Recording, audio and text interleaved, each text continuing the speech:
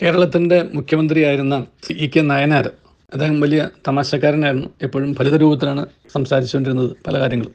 അദ്ദേഹം ഒരിക്കലൊരു പാലിയേറ്റീവ് സെൻ്ററിൻ്റെ ചടങ്ങിനോടനുബന്ധിച്ചുള്ള പ്രസംഗത്തിൽ അദ്ദേഹം പറഞ്ഞു, മരിക്കുമ്പോൾ ചിരിക്കണം എന്നാണ് എൻ്റെ ആഗ്രഹം എന്ന് പറഞ്ഞു. ഞാൻ അന്ന് അഭിഭാഷകനായിരുന്നു. ഞാൻ പറഞ്ഞു, മരിക്കുമ്പോൾ ചിരിക്കാൻ നല്ല കാര്യമാണ്, പക്ഷേ ചിരിച്ചുകൊണ്ട് മരിക്കാൻ സാധിക്കുക എന്നുള്ളത് അതുപോലെ തന്നെ പ്രധാനപ്പെട്ട ഒരു കാര്യമാണ്. ഞാനിത് ഓർക്കാൻ കാരണം, ഈ വയനാട്ടിലേക്ക് സംഭവവികാസങ്ങളുടെയൊക്കെ പശ്ചാത്തലത്തിൽ ഒരുപാട് പേര് എന്തുകൊണ്ട് ഇതെല്ലാം സംഭവിക്കുന്നു, ഈ പാവം മനുഷ്യർ അവരെന്തറിഞ്ഞു, അവർക്ക് ഈ ദുരന്തം സംഭവിച്ചത് എന്തുകൊണ്ട്, അവർക്ക് ഈ ദുർമരണം സംഭവിച്ചത് എന്തുകൊണ്ട് എന്നുള്ള ചോദ്യങ്ങൾക്ക് പലരും ചോദിക്കുന്നുണ്ട്. ഇപ്പം മരണത്തെ എങ്ങനെ നല്ല മരണമെന്നും ദുർമരണമെന്നും ഒക്കെ നമുക്ക് വേർതിരിക്കാനാവും എന്നുള്ളത് വലിയൊരു ചോദ്യമാണ്. എങ്ങനെ മരിക്കുന്നു എന്നുള്ളതിനെ ആശ്രയിച്ചിട്ടാണോ മരണത്തെ നല്ല മരണമെന്നും ദുർമരണമെന്നൊക്കെ വേർതിരിക്കേണ്ടത് എന്ന് എൻ്റെ മനസ്സിൽ വലിയൊരു ചോദ്യമാണ്. എൻ്റെ വ്യക്തിപരമായൊരു അഭിപ്രായത്തിലും കാഴ്ചപ്പാടിലും എങ്ങനെ മരിക്കുന്നു എന്നതിനേക്കാൾ വളരെ പ്രധാനപ്പെട്ടതാണ് മരിക്കുമ്പോൾ നാം ഓരോരുത്തരും എങ്ങനെ ആയിരുന്നു എന്നുള്ളത്.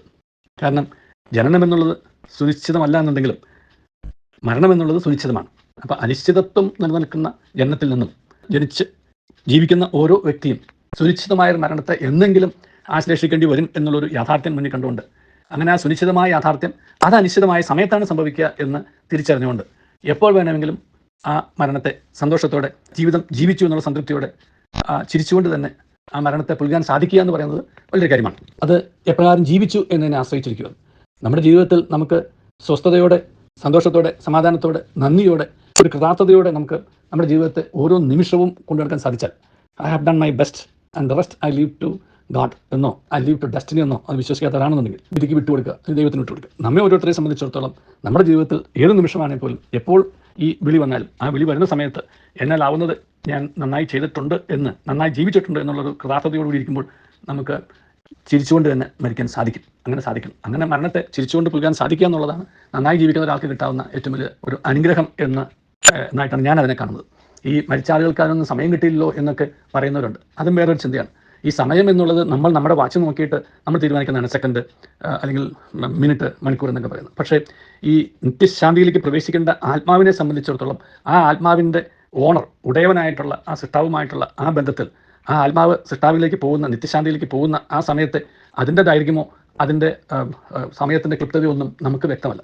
അത് ആ സമയത്തിന് ദൈവം കൊടുക്കുന്ന ഒരളവുണ്ട്. ആ അളവ് വളരെ പ്രധാനപ്പെട്ടതാണ്. ആ അളവിൽ അവർ തമ്മിൽ നന്നായി ബന്ധിക്കാൻ സാധിച്ചു എന്നുണ്ടെങ്കിൽ അതായിരിക്കും വലിയ കാര്യമെന്ന് പറയുന്നത്. അപ്പോൾ അതുകൊണ്ട് ആ സമയം കിട്ടിയില്ലല്ലോ എന്ന് അവർക്കൊന്ന് ചിന്തിക്കാനോ ഒന്ന് ഓർക്കാനോ ഒന്ന് ഒരുങ്ങാനോ സമയം കിട്ടിയില്ലല്ലോ എന്നൊന്നും നമ്മൾ ചിന്തിക്കേണ്ട കാര്യങ്ങളില്ല. അതെല്ലാം അവർ നിർവഹിച്ചിട്ടുണ്ടാവും എന്ന് തന്നെ നമുക്ക് വിശ്വസിക്കാം. അവർക്ക് ദൈവം അവരുടേതായ ആ നല്ല ജീവിതത്തെ കണ്ടുകൊണ്ട് ആത്മാവിനുള്ള നിത്യശാന്തി, അത്യധികമായിട്ട് അതല്ലേ ഉള്ളൂ. ഈ ലോകത്ത് ജീവിക്കുന്നത് വളരെ കുറച്ച് കാലമേ ഉള്ളൂ. ഏത് മതത്തിലാണെങ്കിൽ പോലും ഈ നിത്യശാന്തി എന്നുള്ളൊരു പ്രയോഗമുണ്ട്. റെസ്റ്റ് ഇൻ പീസ് എന്ന് പറയുന്നത് ആത്മാവ് വിശ്രമിക്കട്ടെ എന്നാണ്, നിത്യതയിൽ വിശ്രമിക്കട്ടെ എന്നാണ്. അപ്പോൾ ആ നിത്യതയിൽ വിശ്രമിക്കാൻ തക്കവണ്ണം ദൈവം ആ ആത്മാക്കളെ കണ്ടിട്ടുണ്ടാവും, സ്വീകരിച്ചിട്ടുണ്ടാവും എന്ന് തന്നെ നമുക്ക് വിശ്വസിക്കാം. അതിനായിട്ട് നമുക്ക് പ്രാർത്ഥിക്കുകയും ചെയ്യാം. അങ്ങനെ ആയിരിക്കട്ടെ എന്ന് തീർച്ചയായിട്ടും ആഗ്രഹിക്കുകയും ചെയ്യാം. എന്തുകൊണ്ട് ഇത് സംഭവിച്ചു എന്നുള്ളത് നമുക്ക് മറ്റൊരു ദിവസത്തെ ചിന്തയ്ക്ക് മാറ്റുകയും ചെയ്യാം. അതുകൊണ്ട് നമ്മെ ഓരോരുത്തരെ സംബന്ധിച്ചിടത്തോളം നമ്മുടെ ജീവിതത്തിൽ ഏത് സമയമാണെങ്കിലും അനിശ്ചിതമായ ഒരു സമയത്ത് സുനിശ്ചിതമായ ഒരു യാഥാർത്ഥ്യത്തെ പുൽകേണ്ടി വരുമ്പോൾ അത് ഏത് നിമിഷമാണെങ്കിലും അത് സന്തോഷത്തോടെ, കൃതാർത്ഥതയോടെ ചിരിച്ചുകൊണ്ട് തന്നെ ആ നിമിഷത്തെ പുൽകാൻ തക്കവണ്ണം നമ്മുടെ ജീവിതത്തെ കൊണ്ടുനടക്കാൻ പരിശ്രമിക്കാം. എങ്ങനെ മരിക്കുന്നു എന്നുള്ളതല്ല, മരിക്കുമ്പോൾ എങ്ങനെയായിരുന്നു ജീവിതം എന്നുള്ളതാണ് വളരെ പ്രധാനപ്പെട്ടത്. ദൈവം അനുഗ്രഹിക്കട്ടെ. നല്ലൊരു ദിവസം എല്ലാവർക്കും നേരുന്നു.